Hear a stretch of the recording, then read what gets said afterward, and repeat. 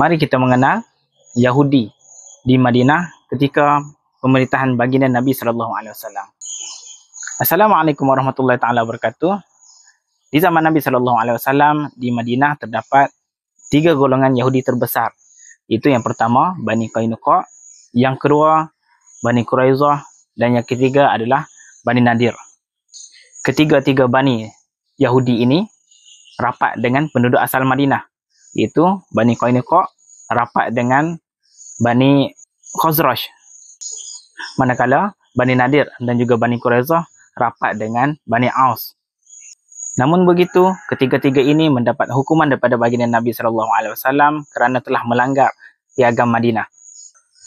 Bani Qainuqa dihalau oleh baginda Nabi SAW daripada Madinah kerana mereka telah menyembunyikan penjerayah dari kalangan mereka, menyebabkan baginda Nabi SAW membuat satu keputusan untuk menghalau mereka daripada bumi Madinah. Bani Nadir pula juga dihalau oleh baginda Nabi SAW daripada kota Madinah disebabkan mereka merancang untuk baginda Nabi SAW, dan ianya juga telah melanggar piagam Madinah yang telah mereka bersetuju untuk mempertahankan.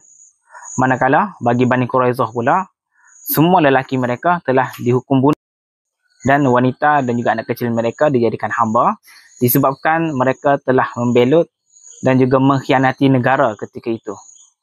Mereka secara jelasnya telah menyokong musuh mereka dalam perang Ahzab untuk menentang baginda Nabi SAW. Itulah nasib ketiga-tiga Bani Yahudi yang berada di kota Madinah sewaktu pemerintahan baginda Nabi SAW. Jadi sekadar itu saja perkongsian kita pada kali ini. Kita jumpa lagi pada video yang akan datang. Jangan lupa jemput follow saya untuk perkongsian sirah yang lebih menarik. Wallahu a'lam.